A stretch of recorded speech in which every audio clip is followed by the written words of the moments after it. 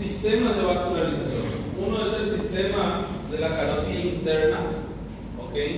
En donde la carótida interna así derecha a izquierda va a ayudar a vascularizar el encéfalo, y el sistema vértebro-basilar, que va a ser las arterias vertebrales que se unen, forman el tronco basilar, que también ayudan a vascularizar a nuestro encéfalo, ¿sí? Estos dos sistemas, ellos se conectan en la base del cerebro, formando un círculo arterial que se llama círculo arterial cerebral o polígono de Willis, ¿sí? Entonces, los dos sistemas llevan sangre al cerebro y se van a usar formando esto que está aquí, que se llama polígono de Willis. Es muy famoso este polígono, ¿sí? Van a escuchar mucho el polígono de Willis cuando ustedes vean patología, ¿sí? Entonces, aquí le estamos viendo por este lado, fíjense, vamos a repasar aquí. Este es el tronco arterial brachiocefálico, originaba dos ramas. ¿Este qué es? Arteria carótida común derecha, y esta va a ser mi arteria subclavia derecha. Entonces fíjense, de mi arteria subclavia derecha sale esta arteria que está aquí, que es la arteria vertebral. ¿Ok? Si ustedes recuerdan, la arteria vertebral subía e ingresaba aquí en el foramen transverso de qué vértebra. Muy bien, en la sexta y empezaba a subir, ¿verdad? Entonces, sexta, quinta, cuarta, tercera, segunda, atlas, se dirige hacia atrás, pasa por encima del arco posterior del atlas e ingresa dentro de nuestro neurocráneo por el foramen magno, ¿sí? Entonces, la arteria vertebral de un lado se une con la vertebral del otro lado y forman esta arteria que está aquí, que es la arteria basilar, o tronco basilar también se le llama, ¿sí? Por otro lado, esta arteria que está aquí es la arteria carótida interna, ¿sí? Nosotros decíamos que está aquí en el cuello, y en el cuello no da ninguna rama colateral, ¿sí? Por eso se llama carótida interna, ¿sí? Porque es para el interior del neurocráneo. Entonces él va a ascender, a ingresar por el conducto carotídeo, atraviesa el hueso temporal, y vamos a ver que aquí viene a terminar dando 4 ramas, ¿sí? Entonces este es el círculo arterial. Bien, aquí esto que está aquí. Entonces, de vuelta, la carótida interna nace a nivel de ¿qué? ¿A qué nivel nace la carótida interna? Esa era la pregunta que le salió antes de llegar, ¿sí? ¿A qué nivel nace la carótida interna? Era la hipertensión. Y bueno, igual. Ahí. ¿A qué nivel? A nivel de la C4, ¿sí? A nivel de la C4 o a nivel del borde superior del cartílago, ¿sí? Dos referencias. Ahí asciende, entonces nosotros decimos que está en la porción cervical, ¿sí? Después, ¿qué hace? Va a ingresar por el conducto carotídeo, ¿sí? Va a ingresar dentro de nuestro hueso temporal, ¿sí? Va a pasar la porción petrosa del hueso temporal y va a pasar a nivel del seno cavernoso. Esto que está aquí de color azul quiere mostrar el seno cavernoso. Cuando nosotros vimos en la clase pasada senos de la dura madre, había uno que se llamaba seno cavernoso, ¿sí? Y ese seno cavernoso tiene su contenido y elementos que pasan en relación a la pared. Y la carótida interna es contenido del seno cavernoso, ¿sí? Muy bien, y ya aquí sobresale en el endocráneo, y ahí decimos que está en su porción cerebral, ¿sí? Como ramas colaterales de importancia van a dar la arteria oftálmica y ramas para la hipófisis, ¿ok? Las arterias hipofisales. ¿Por qué no dice arteria hipofisaria? Porque son múltiples, ¿ok? Múltiples arterias pequeñitas que se llaman arterias hipofisarias. Vamos a ver que varias arterias ayudan a vascularizar a la hipófisis. Muy bien, ¿y cómo va a terminar? ¿Cómo va a terminar aquí? Fíjense, esta es mi carótida interna. Esta es mi carótida interna. Entonces ella viene aquí y va a dar 4 ramas terminales, ¿sí? La que se dirige hacia adelante, esta es anterior. Esta va a ser la arteria cerebral anterior. ¿Sí? Después tenemos esta que está aquí, que es la más calibrosa y parece que sigue su trayecto. ¿Ven? Esta es la arteria cerebral media. ¿Sí? Después tenemos aquí una coroidea anterior y aquí una comunicante posterior. ¿Sí? Entonces, 4 ramas terminales: la arteria cerebral anterior, la cerebral media, la coroidea anterior y la comunicante posterior. ¿Sí? Ok, imagínense que el corazón esté así constantemente formando coágulos. ¿Okay? Si el coágulo se forma en la aurícula izquierda, ese coágulo se desprende, va a pasar ¿en dónde? Al ventrículo izquierdo. ¿Sí? Si es que ese coágulo se desprende, si sale del ventrículo izquierdo va por la aorta. Si va hacia arriba, ¿okay? Si viene aquí ese coágulo y va hacia nuestra carótida interna, ¿qué es lo que va a pasar? Imagínense, viene aquí en la carótida interna y la carótida interna aquí termina dando 4 ramas. ¿Ustedes creen que en qué arteria se va a ir ese coágulo? ¿Se va a ir en la cerebral anterior, cerebral media, en la coroidea o en la comunicante posterior? ¿Cuál? En la cerebral media. ¿Okay? Porque fíjense cómo es que esto, miren cómo este viene aquí, el coágulo, imagínense, es muy difícil que el coágulo venga aquí y venga aquí, o vaya aquí. Puede pasar, ¿sí? Lo más común es que él venga y continúe este trayecto, ¿sí? Por eso es que es importante que ustedes sepan que la principal arteria que se compromete en un accidente vascular encefálico va a ser la arteria cerebral media. Y vamos a ver el territorio de vascularización de la cerebral media, porque uno dice, una AVE y la persona queda así, ¿sí? Porque esta es la que va a ir a vascularizar la cara superolateral del cerebro, donde nosotros tendríamos el área motora y todo lo que ya veíamos anteriormente. Entonces, mi arteria carótida interna va a dar estas 4 ramas terminales, ¿sí? Muy bien. Y el sistema vértebro basilar, nosotros le tenemos aquí a nuestra arteria vertebral que vimos recién. Va a ingresar dentro de nuestro neurocráneo por el foramen magnum. Entonces la vertebral de un lado y la vertebral del otro lado se unen y forman esta arteria que se llama arteria basilar o tronco basilar. ¿Sí? Entonces, ¿cómo va a terminar esta arteria? Si nosotros vemos aquí, esta se llama arteria cerebral anterior, esta cerebral media, y entonces tiene que existir una arteria cerebral posterior. Esta es la arteria cerebral posterior, bien acá, esta que está aquí, ¿ven? Entonces mi arteria vertebral de un lado, la del otro lado se unen y forman la arteria basilar. ¿Cómo es que ellas van a terminar? Van a originar aquí la arteria cerebral posterior. Esa va a ser la rama terminal de nuestra arteria basilar. Aquí está la cerebral posterior. Muy bien. ¿Cuáles son las ramas colaterales que se originan de la arteria basilar? Cuando en realidad el sistema vértebro-basilar. Así, fíjense, de este sistema que está aquí, la arteria basilar principalmente, las arterias que se originan se clasifican así, en ramas colaterales cortas y ramas colaterales largas, ¿sí? Las cortas van a ser como, fíjense, ellas vienen aquí y entonces cuando están frente al bulbo dan varias ramas para el bulbo, ¿ok? Después aquí están frente a la protuberancia, entonces ¿qué hacen? Van a dar varias ramas protuberanciales o varias ramas continuas, ¿sí?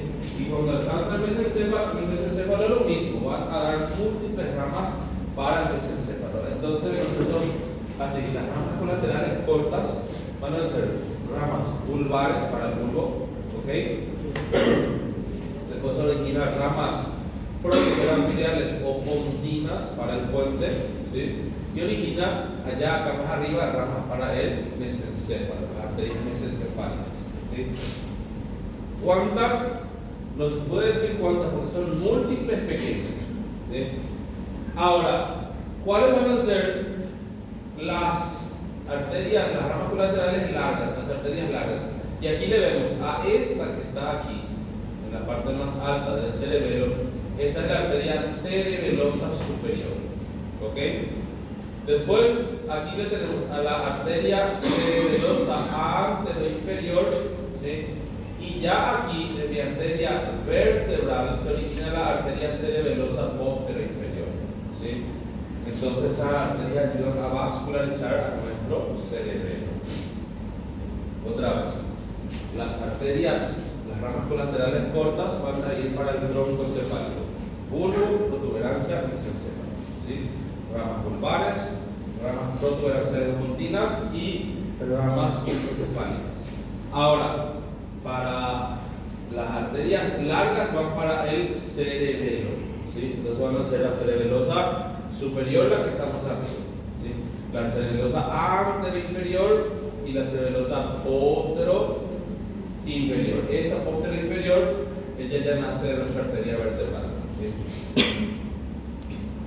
Muy bien, y aquí está lo que nosotros consideramos el círculo arterial del cerebro o cerebral o polígono de Willis, ¿sí? Fíjense, aquí está mi carótida interna de un lado, aquí está la carótida interna del otro lado.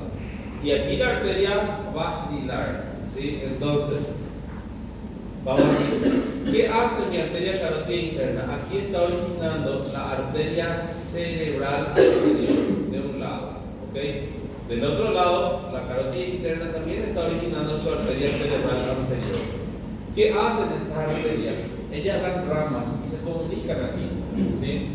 Se llama arteria comunicante anterior. Entonces esto está ayudando a cerrar aquí este círculo, ¿sí? Si yo veo aquí, esta arteria que está aquí, esta es la arteria comunicante posterior de esta carótida y esta es la arteria comunicante posterior de la otra carótida. Y esta que está aquí se van a anatomosar con la arteria cerebral posterior, rama terminal de nuestra arteria básica, ¿sí? Entonces terminan cerrando aquí, haciendo un circuito en donde nosotros vamos a ver que esto sirve como un sistema de protección más o menos, ¿sí?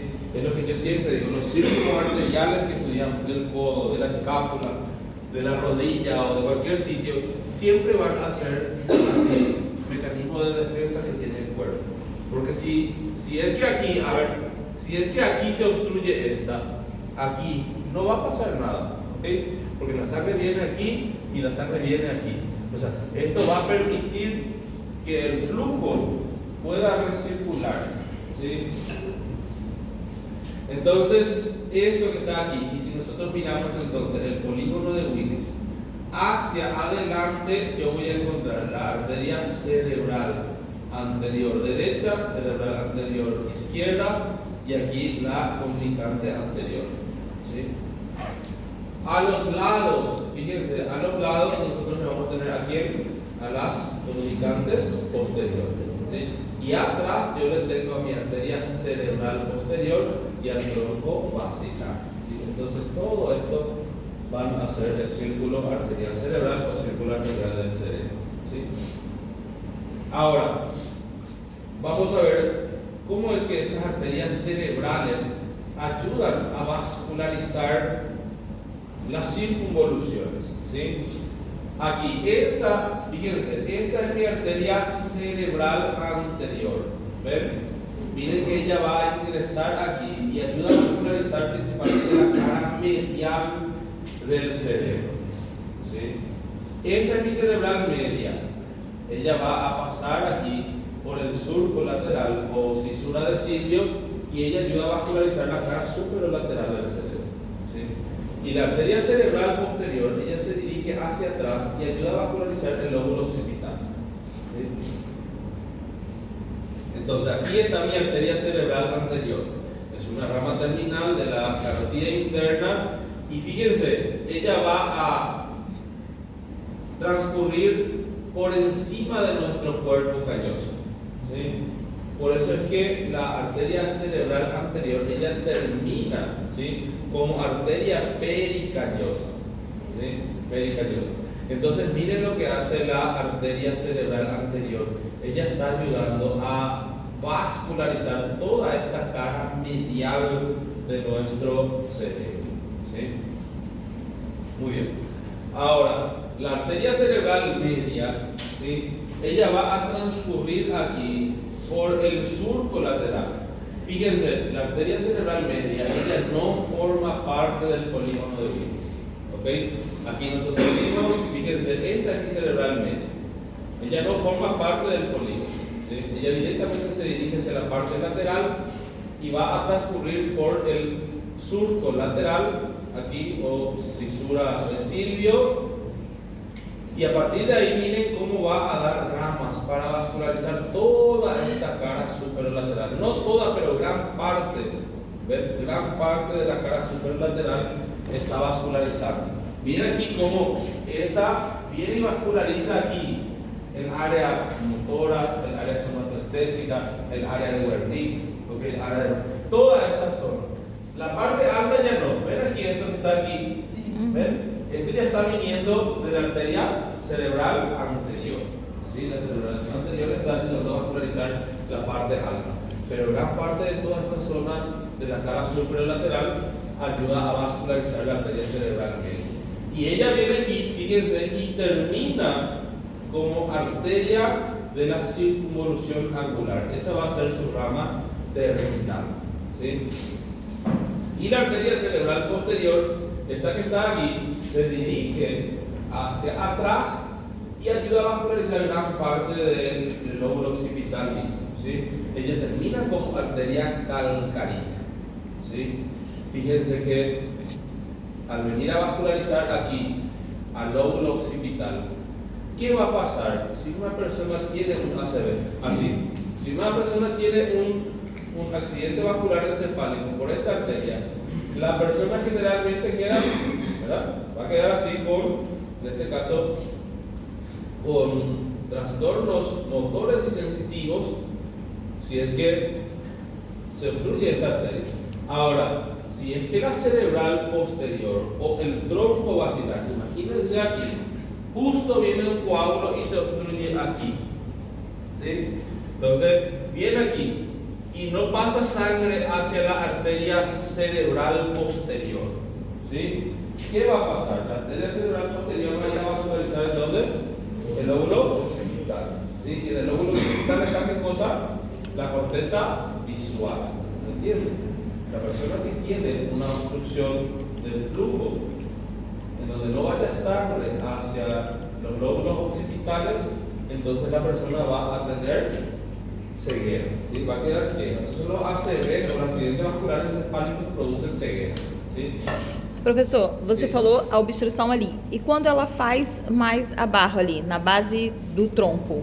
Aqui? É. Aqui? Isso. Vegetal, né? Sí. Vegetal.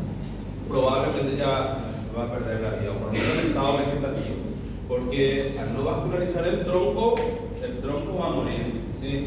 Si es que es aquí, se compromete la vascularización de la protuberancia, ¿ok? Mínimo estado vegetal, más abajo se compromete el bulbo, muere. ¿Okay? Porque los centros respiratorios están a nivel del bulbo. ¿Sí? Ok, más así, si es una cerebral nada más, la que se obstruye, ¿sí? No va a quedar ciego. ¿Ok? Hoy vamos a ver que va a tener una hemianopsia. Les voy a mostrar qué va a pasar si se lesiona solamente un hemisferio más el otro continúa funcionando. ¿Sí? Ok, y aquí están los territorios. Fíjense el territorio de nuestra arteria cerebral media, toda esta zona. ¿Sí? Aquí la cerebral anterior, que veíamos en esta imagen aquí, ¿ven? Esta es la cerebral anterior, ayuda a vascularizar la parte más alta. Y atrás, fíjense la arteria cerebral posterior. ¿Sí? Muy bien.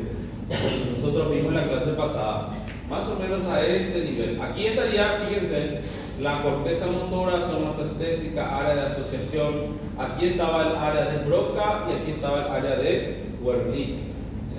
¿Recuerdan el área de Wernicke? ¿Qué hacía el área de Wernicke? Muy bien, área de la comprensión del lenguaje. no recuerdo si les dije, más ustedes tienen que saber que el área de la comprensión del lenguaje y el área de Broca, ¿ok? Eso solamente está en el hemisferio dominante. Bien, todos tenemos hemisferio dominante. ¿Cómo? No entendí que me preguntaste. Quem é ambidestro? ¿Sí? El hemisferio dominante de la mayoría de nosotros es el hemisferio del lado izquierdo. ¿Entienden? Ese es nuestro hemisferio dominante.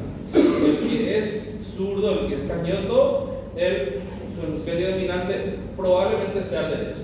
¿Sí? Digo probablemente porque a veces puede ser hasta inclusive el izquierdo. ¿Sí? Mas sí sería eso. ¿Qué significa esto? Que si yo tengo un ACV en mi hemisferio del lado derecho, ¿ok?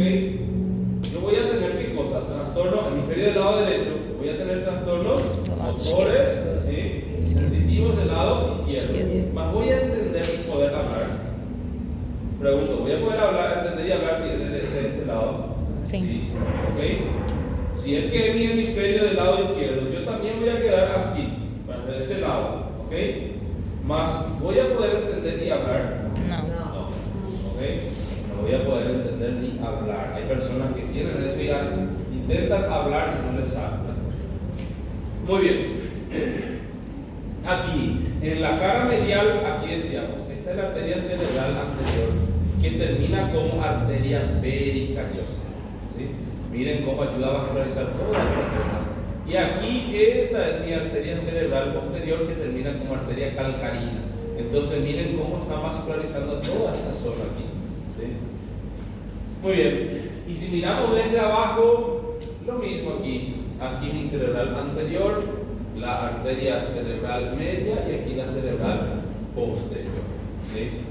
Y muy importante también ver la vascularización de la parte interna, de los núcleos basales. ¿Sí? Casi se distribuyen más o menos que de esta misma manera.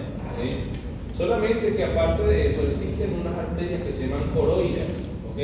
Entonces la coroidea también ayuda a vascularizar ciertos núcleos de la base. Pero si ustedes miran aquí, el núcleo caudado, miren cómo ella recibe vascularización aquí a este nivel de la cerebral anterior y también de la cerebral media. ¿Sí? Aquí nuestro núcleo lenticular. El núcleo lenticular estaba formado por ¿quién? Por el lobo pálido y el glutamo. ¿Sí? Entonces, el lobo pálido aquí recibe ramas de la cerebral media y de la coroide. ¿Sí? Más nuestro putamen ya es territorio de la cerebral media. El claustro de la cerebral media. Aquí el lóbulo de la ínsula cerebral media. Y hacia atrás, fíjense, la cola y el cuerpo de nuestro núcleo caudado por la cerebral media y coroide anterior. Todo esto que está así, un puntito del territorio de la coroide. Y la sustancia blanca, fíjense, la cápsula interna, es muy importante la cápsula interna porque por ahí iban a pasar los axones de la vía piramidal. ¿Sí? Entonces, si uno tiene lesión aquí a este nivel, también va a tener trastornos motores. ¿Sí? Muy bien, y el tálamo, fíjense, la arteria cerebral posterior y la comunicante posterior ayudan a vascularizar al tálamo. ¿Sí? Eso es muy importante también aquí, la vascularización del tálamo. Y los núcleos subtalámicos con la cerebral posterior y coroidea. Así, esto que está aquí, un puntito, todo esto va a ser territorio de nuestra arteria coroidea. Ok, y aquí, fíjense, esto es la glándula hipófisis. ¿Ven? Y miren, aquí alrededor está el círculo arterial cerebral o polígono de Wills. Miren cómo múltiples arterias pequeñas van a ayudar a vascularizar a nuestra hipófisis y también al hipotálamo. Fíjense cómo dice, el hipotálamo recibe ramas de quién? Carótida interna, cerebral anterior, comunicante posterior, cerebral posterior y coroide anterior. Todas ellas ayudan a vascularizar aquí a nuestro hipotálamo. Es que alrededor de ellos está este círculo arterial. ¿Sí? Y la hipófisis también recibe ramas de múltiples arterias. Solamente que las arterias que van hacia la hipófisis son arterias pequeñitas. ¿Ok? Las que van a la hipotálamo son así más calibrosas. Más las que van a la hipófisis son múltiples, pero son pequeñitas. ¿Sí? Por eso es que ustedes van a ver más adelante, cuando en las mujeres ocurre eso, ¿verdad? Cuando se quedan embarazadas, después tienen su bebé, y empiezan a sangrar en el posparto. ¿Okay? Sangran mucho en el posparto. Entonces, ¿qué ocurre? La sangre se distribuye a todo nuestro encéfalo, pero llega menos sangre a la hipófisis. ¿Entienden? Porque la hipófisis es arterias múltiples pero pequeñitas. Entonces ya casi no llega sangre a la hipófisis. ¿Okay? Y la hipófisis termina muriéndose. ¿Okay? Eso se llama síndrome de Sheehan. Van a ver ustedes. El síndrome de Sheehan es un panhipopituitarismo. ¿Sí? La hipófisis deja de funcionar. ¿Sí? Recibe sangre de varias arterias, pero las arterias que le llegan son muy pequeñas. ¿Sí? Ok, vamos a ver aquí pares craneales. ¿Sí? Ok, de los pares craneales, ustedes tienen que saber cuál es su función. ¿Ok? ¿Cuál es su función? ¿A dónde se está dirigiendo? ¿Para qué existe ese par craneal? ¿Sí? Si hay par craneal que tiene vía, ¿sí? Ustedes tienen que saber todas las vías de esos pares. ¿Sí? Tienen que saber su origen aparente y les voy a mostrar lo que es el origen real. No creo que les pregunten origen real. ¿Sí? Más vamos a mirar un poquitito lo que es origen aparente y origen real. Son dos cosas diferentes. ¿Sí? Y entonces vamos a ver que los pares craneales, algunos de ellos van a ser motores, ¿okay? Van a ser sensitivos, algunos son motores y sensitivos, entonces decimos que son mixtos. ¿Sí? Y algunos de los pares craneales van a tener función parasimpática. ¿Sí? Entonces, así van a ser los pares craneales. Aquí un poquitito de resumen de dónde están originando, por qué foramen salen del cráneo. Vamos a mirar eso ahora. ¿Sí? Entonces, vamos con el primer par craneal. El primer par craneal se llama nervio olfatorio. ¿Ok? Los pares craneales que son sensoriales, ¿cuáles por ejemplo? El olfatorio, ¿ok?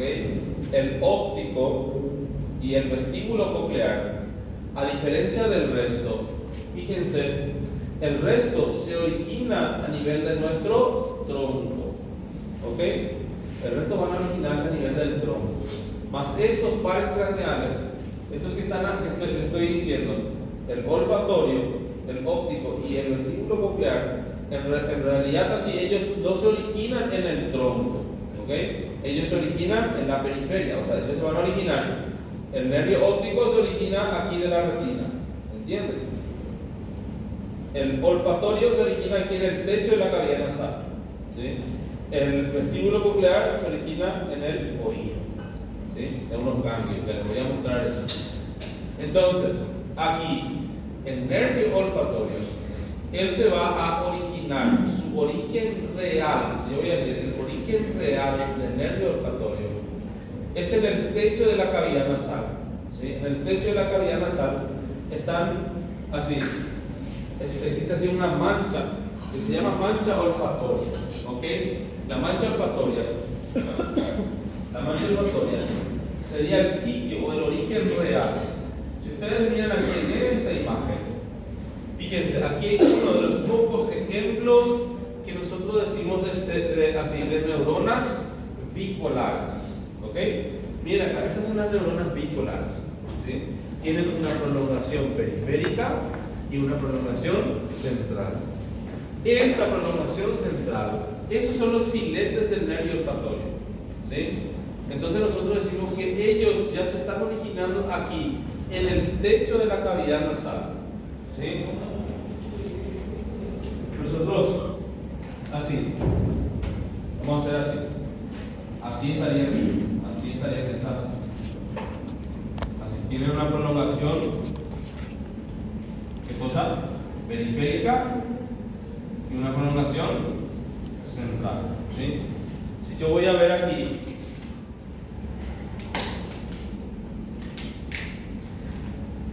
aquí estaría así la mucosa nasal.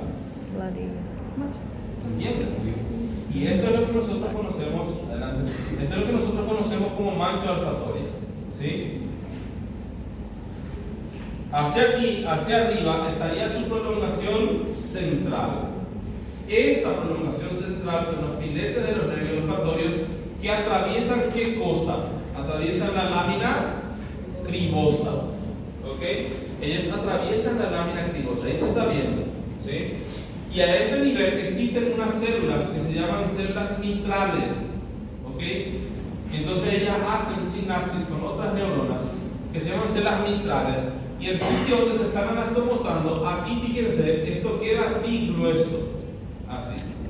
Y a esta porción que está aquí, a eso se le llama de bulbo olfatorio, ¿ok?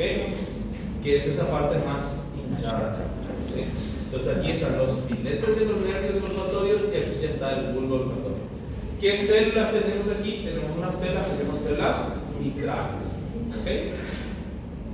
Entonces, miren lo que pasa cuando una persona así está engripada. ¿Qué es lo que pasa? La mucosa que está aquí se inflama, ¿ok?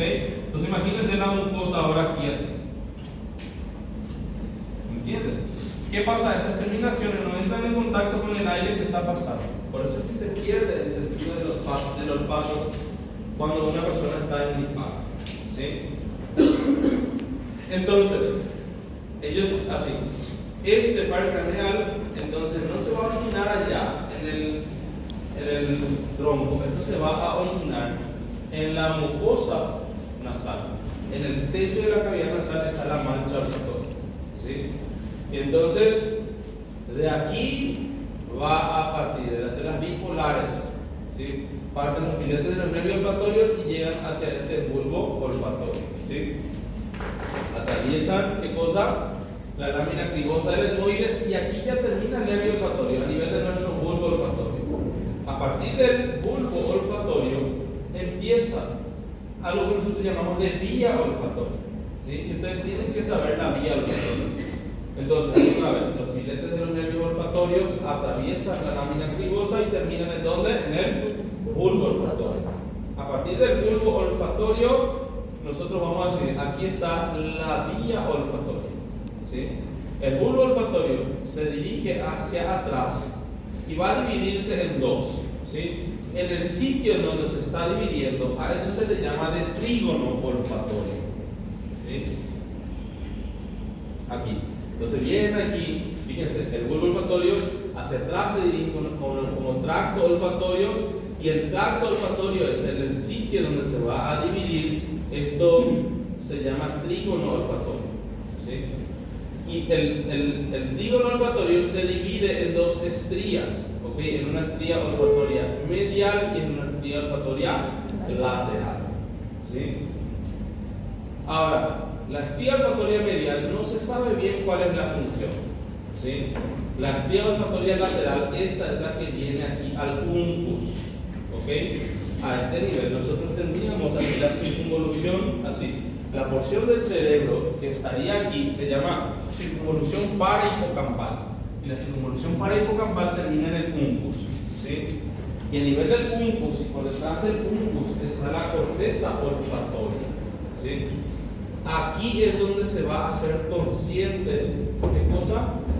El sentido del olfato, ¿sí? Entonces, así, vuelvo a repetir aquí. Si nosotros tenemos una lesión a este nivel, ¿sí? El trastorno va a ser trastorno olfatorio, ¿sí? A nivel del uncus o de la corteza olfatoria, ¿sí? De vuelta. Bulbo, ¿ok? Bulbo, después tenemos el tracto olfatorio, va a llegar hasta el trígono, y eso se divide en dos estrías: estría olfatoria medial, no se sabe ni qué hace, y estría olfatoria lateral. Y la estría olfatoria lateral es el que va a ir al uncus, ¿ok? Que es la corteza olfatoria, ¿sí? Entonces va a ser eso nuestro nervio olfatorio. Miren cómo es que así, después, a veces personas después de un accidente, ¿sí? De un traumatismo cráneoencefálico, en donde hubo una desaceleración brusca, ¿sí? ¿Qué significa? Chocó el auto, ¿sí? Entonces, ¿qué es lo que pasa aquí? Cuando choca el auto, así, existe una desaceleración brusca. El cerebro que está aquí, fíjense, viene aquí hacia adelante y se va cerrando eso. Entonces, cuando ocurre eso, a veces la lámina cribosa corta todos los filetes del nervio olfatorio y la persona pierde el olfato. ¿Sí? Cuando nosotros perdemos el olfato, ¿sí? A eso se le llama anosmia. ¿Ok? Anosmia. ¿Sí? Cuando perdemos el gusto, ¿sí? Se llama ageusia. ¿Ok?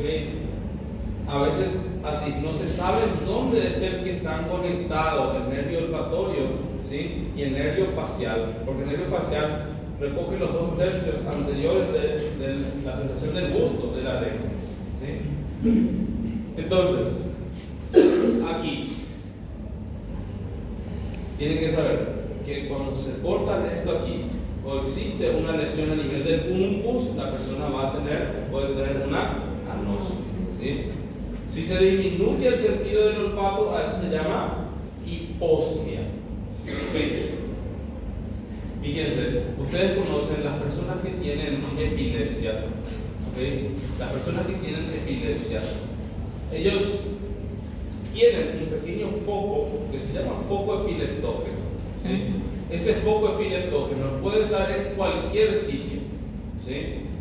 Y ese foco epileptógeno lo que hace una actividad eléctrica anómala, empieza a despolarizarse, ¿verdad? Y eso es lo que hace que la persona convulsione. ¿Okay? Ese foco epileptógeno es el que está causando la convulsión. La persona que va a convulsionar es muy parecida al que tiene una jaqueca. ¿Sí? El que tiene jaqueca, ¿cómo es? Él sabe que le va a doler la cabeza, que es jaqueca con aura, no es jaqueca. Entonces, en jaqueca con aura, yo por ejemplo padezco, ¿sí? Yo sé cuándo me va a doler la cabeza. Yo veo aquí unas luces, una sombra aquí, ¿sí? Se llaman escotomas. Yo sé que me pasa eso dentro de 15 minutos, ya me va a doler la cabeza. Por eso es que existen medicamentos para esa fase, ¿entienden? El que va a convulsionar en los epilépticos pasa lo mismo, ¿sí? Ellos tienen un síntoma que se llama síntoma predrómico. Ellos saben que van a convulsionar, ¿entienden? Y esa es una ventaja para el epiléptico. Yo tenía un amigo que él sabía que ya iba a convulsionar y en su casa ellos tenían en el fondo, tenían así un banco de arena, ¿sí? Arena. Entonces él sabía que iba a convulsionar y ya corría hasta la arena, ¿entienden? Para convulsionar en la arena, porque si convulsionaba aquí, la convulsión era muy fuerte y rompía toda la cara, el diente, entonces él se iba hasta ahí, ¿sí? Entonces el epiléptico sabe que si él está en el 5.º piso y no hay ninguna protección, él sabe que va a convulsionar, él se va a retirar hacia un lugar más seguro para poder convulsionar, ¿sí? Si la persona tiene un foco epileptógeno, ¿sí? A nivel del uncus, aquí, a nivel del uncus, ¿qué es lo que va a tener? Por eso que le digo, si la persona tiene el foco epileptógeno a nivel de aquí, en la cara medial, la persona puede tener lo que nosotros llamamos el mutismo akinético. ¿Qué significa eso? La persona queda muda, no se mueve, queda en un lugar. Sus familiares se dan cuenta que él va a convulsionar. ¿Entienden? Si el foco epileptógeno está aquí atrás, ¿sí? Los trastornos son visuales, ¿sí? Si el foco epileptógeno está a nivel del uncus, ¿sí? El síntoma predrómico aquí va a ser una fantosmia, ¿sí? ¿Qué sería una fantosmia? Una fantosmia es así, es una alucinación olfatoria, ¿entienden? Sufren mucho lo que tienen esquizofrenia también. ¿Qué significa alucinación olfatoria? Ellos dicen, y ellos están oliendo café, pero no existe olor a café, ¿entienden? Entonces ellos saben que cada vez que huelen café van a convulsionar, ¿sí? Entonces esa es una fantosmia. Y existen personas que tienen trastornos a este nivel, a nivel del uncus o de la corteza olfatoria, en la cual los trastornos son así. A veces la corteza interpreta mal el olor, ¿sí? A eso se le llama de parosmia. ¿Sí? ¿Cómo es interpretar mal el olor? ¿Qué sería la parosmia? Uno huele aquí, yo estoy oliendo aquí café, ¿sí? Me digo así, no sé qué rico olor a menta, ¿entienden? El cerebro malinterpreta eso, ¿sí? Se llama parosmia.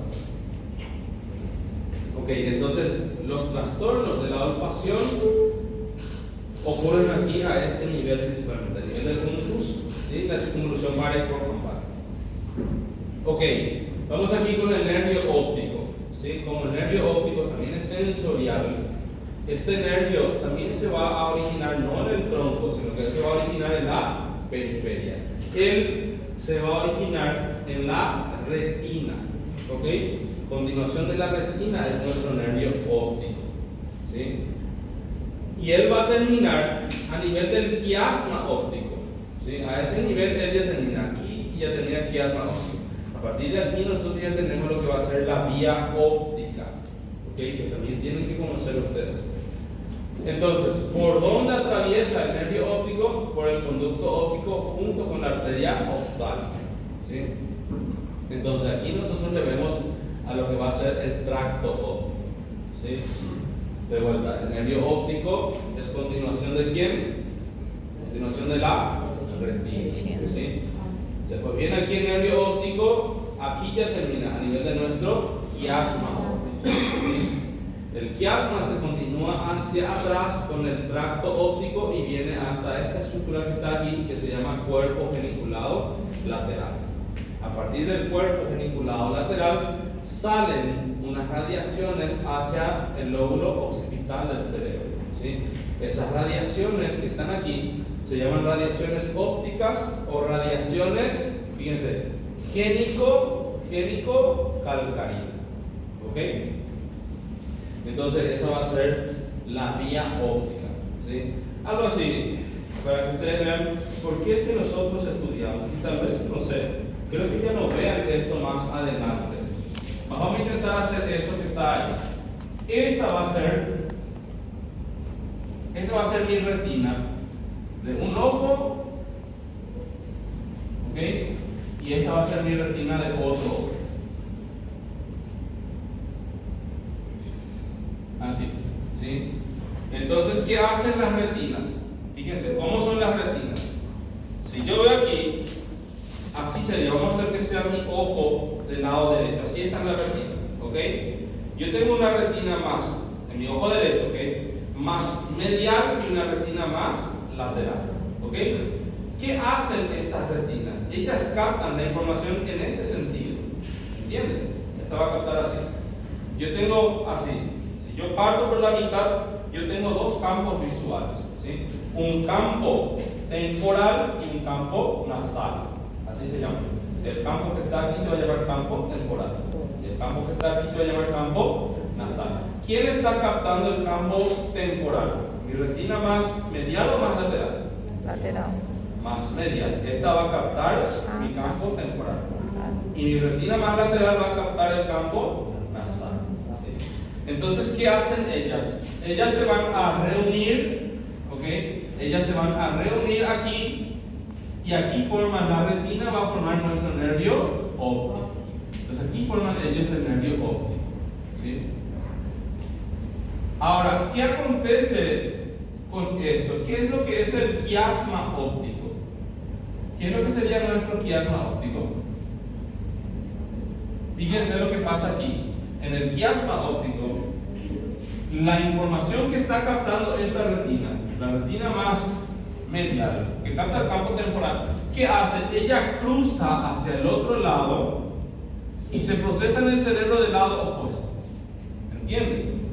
Lo mismo hace esto. La retina más medial, ¿qué va a hacer? Va a cruzar hacia el otro lado y se procesa en el otro lado, ¿sí?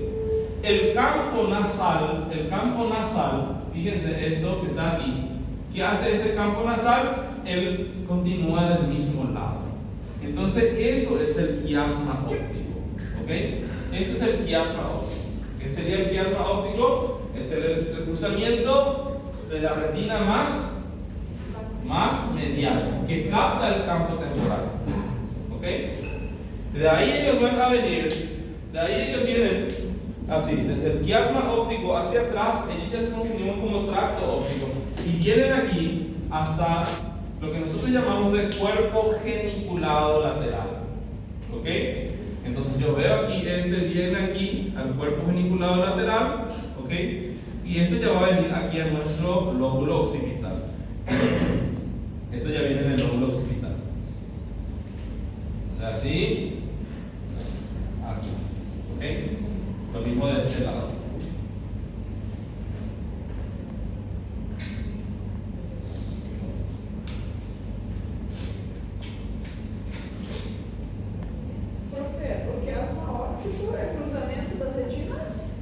De las retinas más mediales.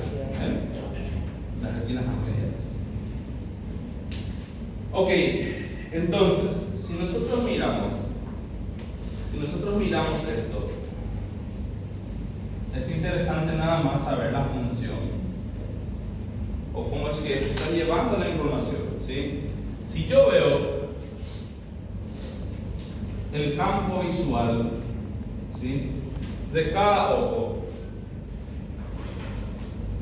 nosotros tenemos así un campo visual aquí, en cada ojo, un campo temporal y un campo nasal, ¿sí? ¿Qué pasa si una persona tiene una lesión del nervio óptico? Aquí se lesionó este, ¿ok? ¿Qué va a pasar si tiene lesión del nervio óptico? ¿Qué les parece? Fíjense, esta retina que está llevando aquí el campo nasal, ¿va a conseguir ver aquí? No. ¿Entienden? Entonces, se pierde este campo, ¿ok? Y esta retina que está viendo el campo temporal, ¿va a conseguir llevar la información? Tampoco, ¿ok? Entonces la persona queda, ¿qué cosa? Ciega de un ojo, ¿sí? A eso se le llama de anopsia. Anopsia. Aquí era anosmia y aquí es ageusia. ¿Okay? Ageusia, anosmia y anopsia. ¿Sí? Ahora, fíjense aquí. Es muy importante las relaciones que tienen, por eso estudiamos también relaciones. A ver, esto que está aquí, esta es mi glándula hipófisis. ¿Okay? Miren, la hipófisis está muy en relación con el quiasma óptico, ¿sí? Si es que mi hipófisis comprime al quiasma óptico, o el quiasma óptico tiene aquí una lesión, por cualquier motivo, ¿sí? ¿Qué va a pasar? Si es que la persona tiene una lesión aquí en el quiasma óptico, vamos a hacer aquí el campo visual.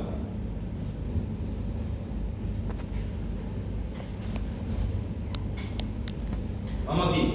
¿Se va a afectar este ojo, sí o no? Sí, se va a afectar, ¿verdad? Porque él está cruzándose al otro lado y es aquí donde se lesionó. Entonces, ¿qué es lo que se va a afectar en este ojo que está aquí? ¿El campo nasal o el campo temporal? El campo temporal, ¿verdad?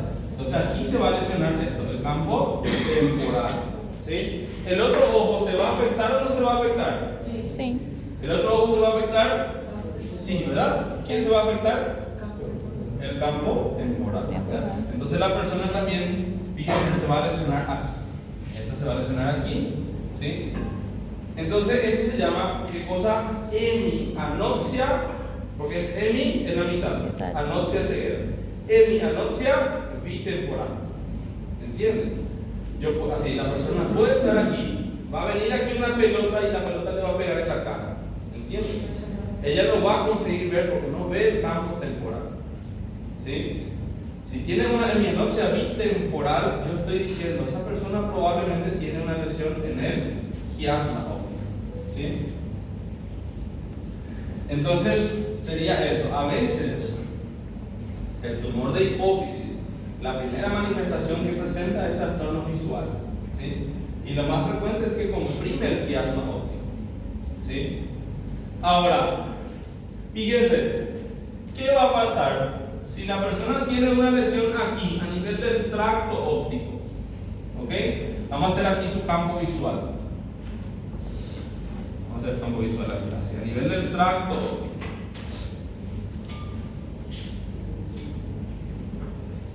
Aquí. ¿Qué va a pasar si tiene una lesión a nivel del tracto óptico? Vamos a hacer este ojo. Vamos a hacer este ojo. ¿Qué se va a afectar de este ojo? Muy bien, el campo nasal. ¿Ok? ¿Y de este ojo se va a afectar algo, sí o no? ¿Qué se va a afectar? El campo temporal. ¿Ok?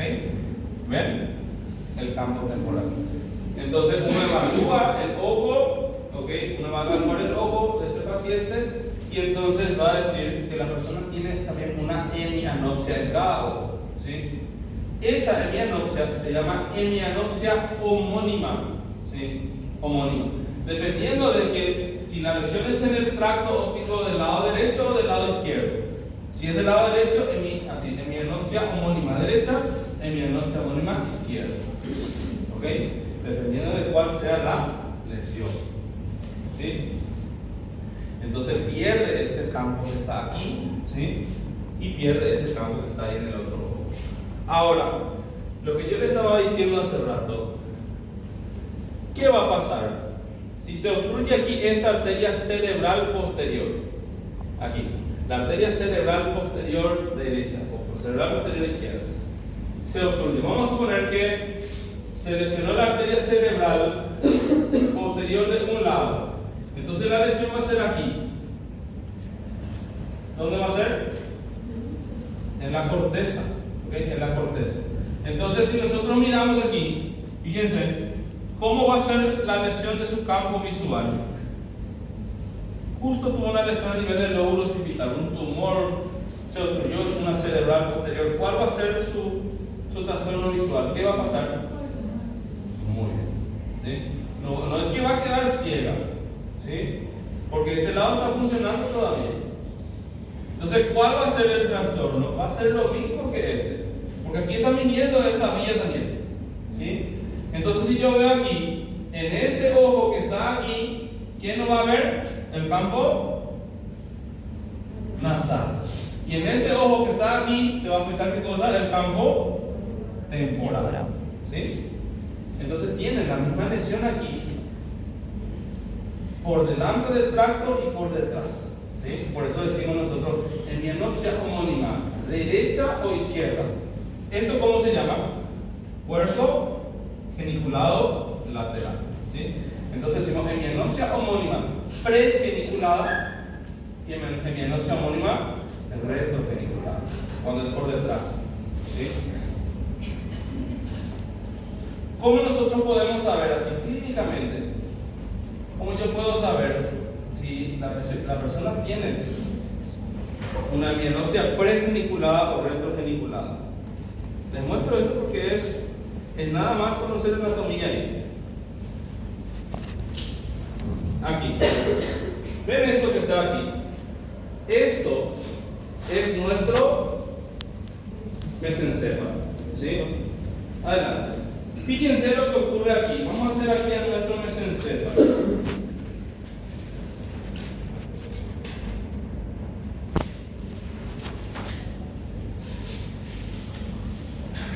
Así. Entonces, ¿alguien se acuerda del reflejo fotomotor? ¿Cómo es que funciona eso? Nosotros le pasamos aquí la linterna, ¿ok? La luz. ¿Qué va a pasar con el ojo de la persona? ¿Qué ocurre? Cuando yo le paso así la linterna hacia un paciente, ¿qué va a pasar? ¿Qué va a pasar? Va a producir una miosis. ¿Ok? Produce una miosis. ¿Sí? Esto se llama como midriasis y esto se llama miosis. ¿Ok? Si yo le paso la luz aquí, se va a producir ¿qué cosa? Una miosis. ¿Ok? Se va a producir de un solo lado o así. Imagínense, yo le paso aquí la linterna en el ojo derecho. ¿Se va a cerrar solamente el del lado derecho o se van a cerrar los dos? ¿Solo el derecho? No. ¿Sí? Muy bien, los dos. Prueben ustedes en su compañero. Miren. Pasen la linterna aquí, en el ojo derecho, y los dos se van a cerrar. ¿Sí? ¿Por qué se cierran los dos? Porque fíjense, a este nivel, en el mesencéfalo, a nivel de los folículos superiores, aquí nosotros tenemos el núcleo motor del tercer par craneal y tenemos el núcleo que se llama núcleo parasimpático del tercer par craneal, o núcleo de Edinger-Westphal. ¿Ok? Les voy a mostrar enseguida el tercer par craneal. Entonces, ¿qué es lo que ocurre? El tercer par craneal es oculomotor, pero aparte de eso tiene que cosa información. El tercero va a ser qué cosa? También va a ser parasimpático. ¿Ok? Otra vez, el tercer par craneal va a ser qué cosa? Parasimpático. ¿Sí? Recién nosotros veíamos aquí, los pares craneales pueden ser motor sensitivo mixto o algunos tienen qué cosa? Información parasimpática. El tercer par craneal es parasimpático. ¿Sí? Entonces, ¿qué hace el parasimpático? ¿Produce una miosis o una midriasis? Una miosis. ¿Ok? Una miosis. El simpático va a producir ¿qué cosa? Una midriasis. ¿Por qué? Sí, muy bien. Si entra aquí alguien con una pistola, mi pupila pum, se va a dilatar así. ¿Para qué? Aumenta ¿qué cosa? El campo visual. Si yo voy a saber hacia dónde escapar. ¿Sí? Entonces, ¿qué es lo que ocurre aquí? ¿Qué es lo que ocurre aquí? Yo le paso aquí la linterna, ¿ok? Esto va a venir aquí.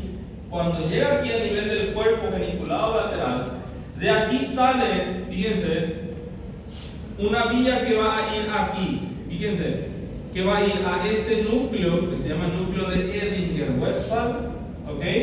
Y también va a este que está aquí del otro lado. ¿Entienden? Esto va a originar aquí. Esto va a originar aquí, ¿qué cosa? El tercer par craneal de un lado y este es el tercer par craneal del otro lado. ¿Sí? Por eso es que el reflejo fotomotor, si yo le hago aquí la luz, la información viene aquí y de aquí va a ir a este ojo y también va a ir a este ojo. Por eso es que esto va a ir aquí y produce una miosis en los dos ojos. ¿Ok? Eso se llama reflejo fotomotor consensuado. Lo mismo, si yo hago de este lado, el que va a venir aquí es lo mismo. Él va a venir aquí y va a enviar señal a este y también a este. Entonces, no importa de qué lado, ¿sí? Yo hago, las pupilas tienen que hacer una miosis de los dos lados. ¿Sí? Ahora, si es que viene el paciente y yo digo así, él tiene una hemianopsia homónima, ¿ok? Derecha o izquierda, no importa, quiero saber si es pregeniculada o retrogeniculada. ¿Sí? ¿Cómo voy a saber eso? Haciendo el reflejo fotomotor. ¿Sí? Porque fíjense, si yo le hago aquí, le paso la luz y tiene una lesión aquí, ¿ven? La información va a pasar hacia atrás, ¿sí o no? No va a pasar. Entonces, ¿va a tener este reflejo fotomotor, sí o no? No va a tener. ¿Entiendes? Porque la lesión está aquí. La lesión está aquí. Entonces no va a pasar. Entonces digo, si no produce una miosis, yo voy a decir una hemianopsia homónima derecha pregeniculada. ¿Entiendes? Ahora, si yo veo aquí, yo le paso la luz aquí, él tiene este campo visual, ¿ven? El mismo que este, ¿sí? Entonces, yo le hago aquí esto, la información va a llegar y aquí a este nivel, fíjense, tranquilamente va a hacer esto. ¿Va a producir una miosis o no? Va a producir una miosis, ¿sí? Entonces, si produce una miosis, yo digo, es una hemianopsia homónima retrogeniculada. ¿Ok? Entonces, eso es interesante que ustedes vean así. En el cuarto, quinto año, ustedes van a dar oftalmología, ¿sí? Y tal vez vuelvan a ver eso. Si no, probablemente es la última vez que ustedes están viendo eso. ¿Sí?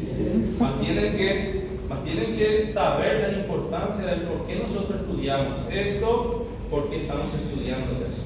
¿Sí?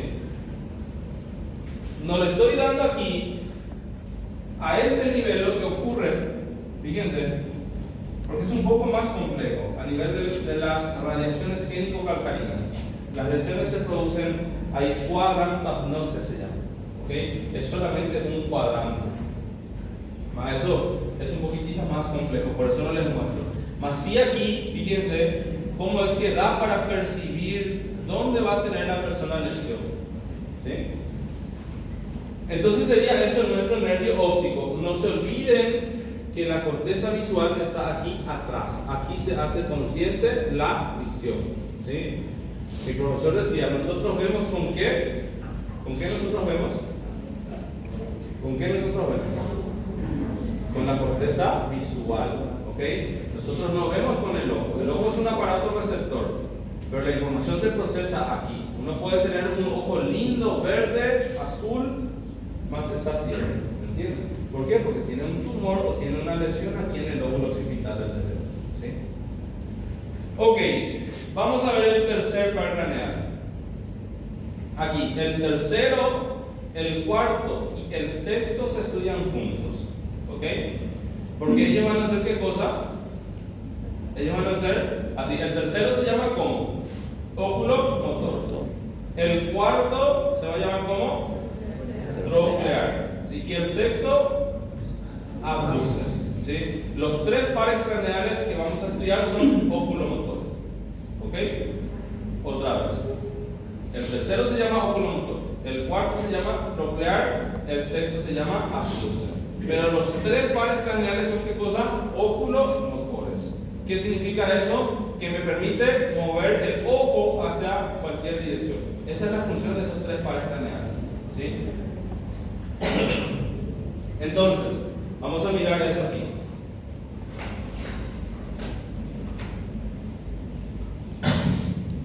El tercer par craneal,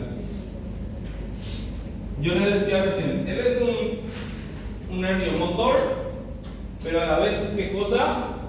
Parasimpático, ¿sí? Él es motor, pero a la vez es parasimpático.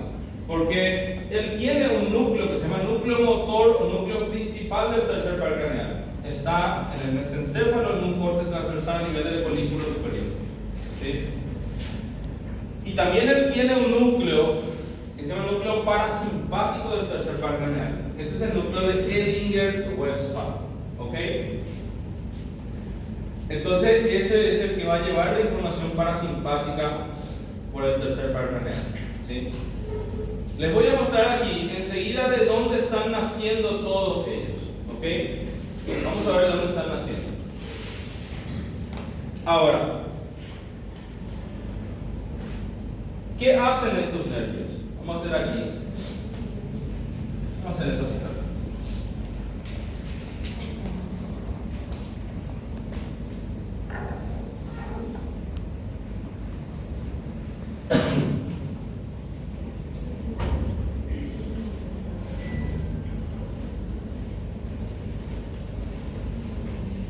¿Entiende? Va a ser un ojo del lado derecho, ¿sí? Fíjense, ¿por qué cuando pasa una persona dice algo, ¿sí?, que no me gusta a mí, yo puedo hacer así? ¿Por qué puedo hacer así? ¿Por qué podemos hacer eso? ¿Ven la parte blanca del ojo? Eso se llama esclerótica, ¿ok? En la esclerótica se insertan músculos que permiten mover la esclerótica, ¿entienden? Entonces tenemos así, a ver, ¿quién me presta su ojo? Préstame ahí, como encima, así. Así va a ser el ojo, ¿no está? Entonces fíjense, imagínense que sea del lado derecho, ¿sí? Entonces aquí viene un músculo así, desde atrás les voy a mostrar, que se llama músculo recto superior, ¿ok? Si el recto superior se contrae, esto va a hacer esto. ¿Entienden? Entonces yo hago hacia arriba, ¿sí? Ahora, aquí abajo hay ¿qué cosa? Otro músculo que se va a llamar también recto, ¿sí? Este se llama recto superior y este se va a llamar recto inferior. ¿Qué hace el recto inferior? Hace esto. ¿Entienden? Ahora, es el ojo del lado derecho. Aquí yo tengo un recto. Este recto se va a llamar recto medial. Si el recto medial se contrae, esto va a ser esto, ¿sí?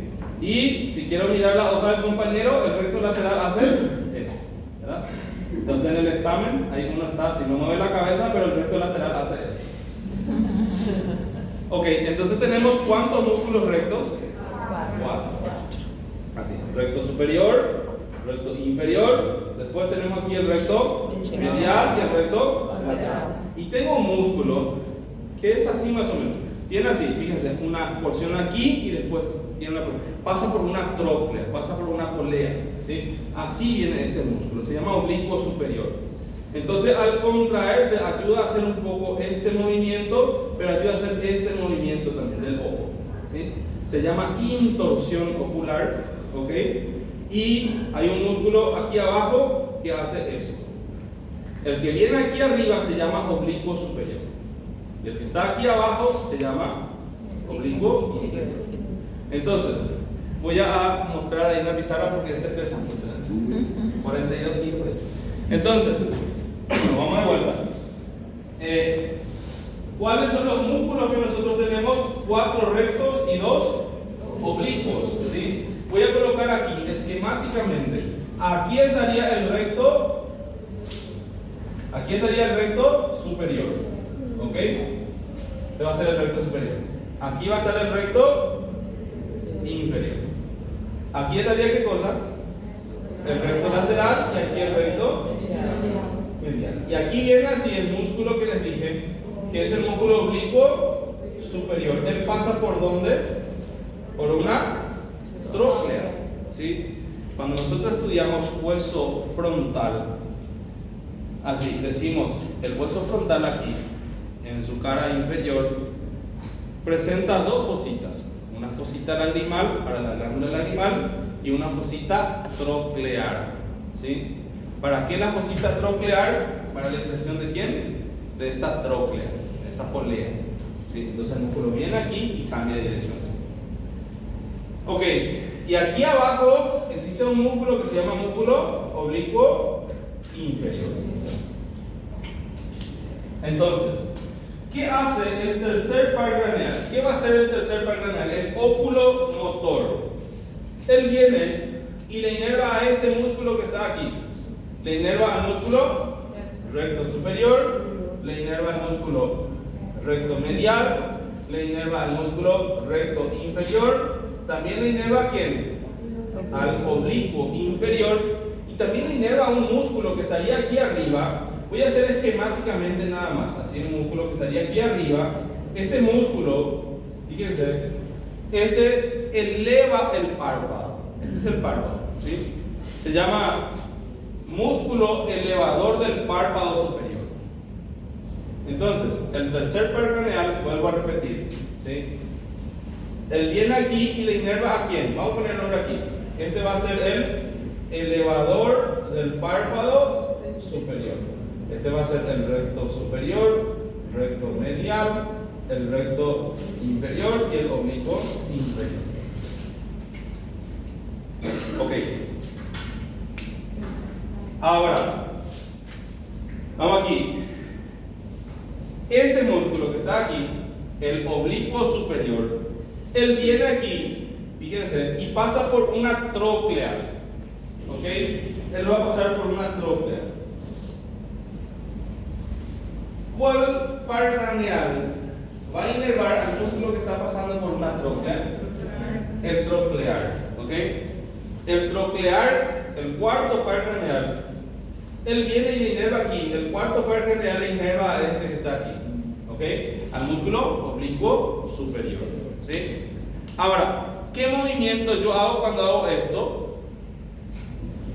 ¿Qué movimiento hago cuando hago esto?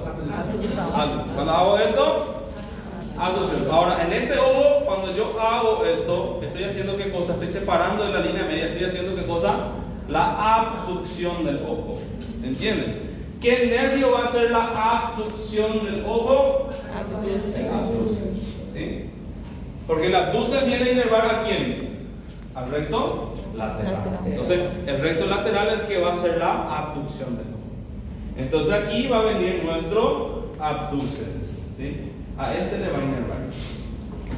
Entonces, inervamos todos los músculos de nuestro ojo, ¿sí? A los músculos extrínsecos del ojo. ¿Cómo?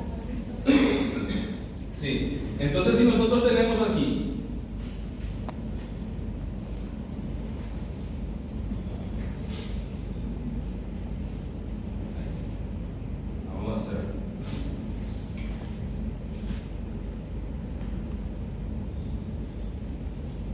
aquí. Fíjense, ¿qué va a pasar si una persona tiene la lesión del tercer par craneal? El tercer par craneal le inerva ¿a quién? Al elevador del párpado superior, le inerva al recto superior, al recto medial, al recto inferior y al oblicuo inferior. ¿Qué va a pasar si el tercero se lesiona? ¿Sí? Estos músculos dejan de funcionar, pierden el tono. ¿Entienden? Aquí lo único que ellos funcionan van a ser este y este, ¿sí? El recto lateral. Como ellos están en equilibrio, fíjense lo que pasa con la persona que tiene una lesión del tercer par craneal. ¿Qué va a pasar? ¿Ven? ¿Entienden? El ojo, aquí, el ojo es desviado, ¿sí? Queda una divergencia, ¿sí? Porque aquí el que está funcionando es qué cosa, solamente el recto lateral. ¿Entienden? El resto no, hacia aquí queda esa fuerza, ¿sí? Ahora, aparte de eso, fíjense, aparte de eso, ¿qué va a tener la persona que tiene una lesión del tercer par craneal? El tercer par craneal es simpático o parasimpático. Parasimpático. ¿Qué hace el parasimpático? ¿Produce una miosis o una midriasis? Una miosis, el parasimpático. ¿Sí? Ahora imagínense, el simpático y el parasimpático, ellos siempre están en equilibrio. ¿Sí? ¿Qué va a pasar si se lesiona el parasimpático, el tercer par craneal? ¿Qué va a pasar? El parasimpático se lesiona. ¿Quién queda venciendo? El simpático. ¿Sí? Entonces, ¿cómo va a estar la pupila de este paciente? ¿Cómo va a estar su pupila? Muy bien. Va a tener una midriasis. ¿Entienden? ¿Sí? Porque aquí estaba diciendo que cosa el sistema nervioso simpático. ¿Sí? Será así. La pupila de un lado es normal, pero del otro lado está midriática. ¿Sí? A eso nosotros le llamamos de anisocoria. ¿Sí? Esto es cuando dice, esta es una anisocoria a expensa de una midriasis. ¿Entienden? Porque existen anisocorias en la cual ocurre una miosis, a expensa de una miosis. Entonces, el paciente va a estar así, su globo ocular está desviado hacia la parte lateral, ¿ok? Porque es el recto lateral el que está venciendo ahí. Pero aparte de todo eso, fíjense,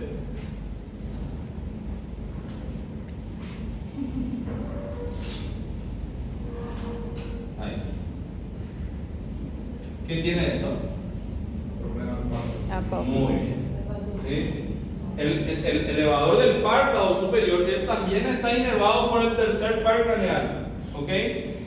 Entonces, ¿qué ocurre? El párpado va a quedar caído. Vamos a hacer así más caído todavía. Ahí. ¿Entienden? Eso se llama ptosis. ¿Ok? Eso se llama ptosis palpebral. ¿Sí? Cuando yo hablo de ptosis, significa qué cosa está más abajo de lo normal. Esa persona tiene una ptosis renal. ¿Qué estoy diciendo? Su riñón está más bajo de lo normal. ¿Sí? Entonces, el tercer par craneal, otra vez, inerva el recto superior, el recto medial, recto inferior, oblicuo inferior, ¿ok? Y al elevador del párpado superior. ¿Sí?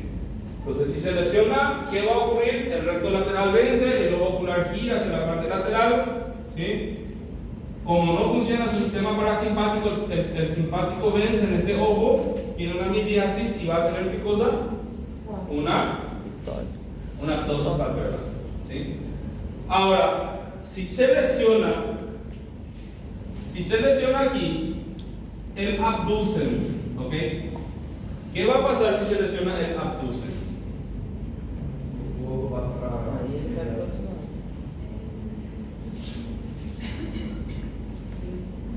¿Entienden? Deja aquí, fíjense, deja de funcionar este ¿Ok? Entonces, ¿qué hace? El lobo ocular va a ir hacia el otro lado. Estos vencen. ¿Ok? Entonces tiene una convergencia. ¿Sí? Si se separa es una divergencia. Entonces, ese ojo va a tener una convergencia. ¿La pupila se va a alterar, sí o no? ¿La pupila se va a alterar, sí o no? No, no tiene nada que ver la pupila. El cuarto par craneal, el sexto par craneal es puramente motor. ¿Ok? Ahora, si se lesiona el sexto, perdón, el cuarto, el troclear, el que va al oblicuo superior, eso ayuda mucho a la acomodación visual. ¿Ok? Para que nosotros estemos mirando en un sitio, ¿sí? Lo que tenemos que ver, el ojo va haciendo ciertos movimientos que nosotros no percibimos, ¿sí? Y el oblicuo superior es el que ayuda a esa acomodación, ¿sí? Cuando se lesiona el cuarto par craneal, se pierde esa capacidad de poder acomodar la visión, ¿sí? Entonces, así, yo giro mi cabeza, mi ojo queda allá, así. Mi cabeza gira, pero mi ojo está allá. Yo puedo hacer esa acomodación gracias a ese músculo. ¿Qué pasa si se lesiona? Se pierde ese reflejo de acomodación. Entonces, lo que yo quiero mirar allá, ¿sí? Yo tengo que acomodar ahora con mi cabeza. ¿Entienden? Antes no era necesario. Ese músculo se encargaba de que mi ojo quede donde yo quería. Ahora, si yo quiero mirar allá y quedo así fijamente, el ojo ya no se está acomodando porque el oblicuo superior no funciona, entonces la persona tiene que acomodar con la cabeza. Y la persona anda mirando así. Él está mirando allá y el ojo, ¿ven?, queda acomodado así. Él acomoda la visión con el movimiento de la cabeza. ¿Sí? Pierde ese reflejo de acomodación. Sí. Es el músculo que no tiene el tono necesario para poder mantener. No, eso sí, no es una lesión nerviosa, es más bien una fraqueza muscular. Ok, entonces, ¿de dónde se originan estos nervios? Voy a mostrarla aquí. Este es el tercer par craneal, ¿sí? ¿Dónde él se está originando? Estos son los pedúnculos cerebrales, ¿sí? Aquí existe una fosa que se llama fosa interpeduncular, entre el pedúnculo de un lado y el pedúnculo del otro lado. La fosa se llama fosa interpeduncular. Ahí se está originando el tercer par craneal, aparentemente. Ese es su origen aparente, ¿sí? Les voy a mostrar enseguida por qué es el origen aparente. Este es el tercero. Este que está aquí es el cuarto par craneal, el troclear. ¿Cómo también se le llama el troclear? ¿Cómo también se le llama? Patético. ¿Sí? El patético es el único par craneal que se origina en la cara posterior. ¿Ok? El único par craneal que se origina en la cara posterior del tronco encefálico es el patético. ¿Ok? O troclear. Fíjense, esta es una vista posterior. Aquí se está originando el cuarto par craneal, en la cara posterior del mesencéfalo, por debajo de los colículos inferiores. Estos son los colículos superiores y estos son los colículos inferiores. Por debajo de él, aquí se está originando ¿quién? El patético o troclear. ¿Sí? Y el sexto par craneal es este que está aquí. ¿Ven? ¿Dónde se está originando? En el surco pulvo-pontino. Ese es el origen aparente. Vuelvo a repetir, son orígenes aparentes. ¿Sí? Origen real no creo que se les pregunte. ¿Sí? Porque si yo voy a decir así, díganme el origen real del tercer par craneal. El origen real del tercer par craneal está aquí.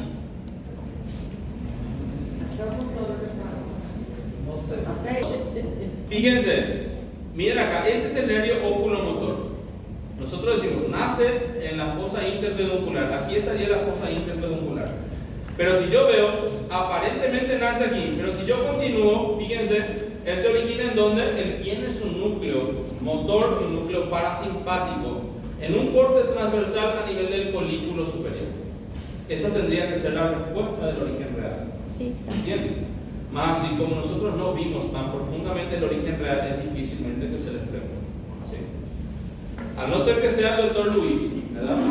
Para de fazer isso com ele. Mas, está reprendido. El tercer par craneal, en la fosa interpendicular. El cuarto, ¿dónde nace? El troquear, ¿dónde nace? En la cara posterior del mesencéfalo, por debajo de los aurículos inferiores. Y el sexto, en el surco bulbo continuo. ¿Ok? Ahora vamos a ver el quinto. Está brincando, pueden ir a ver.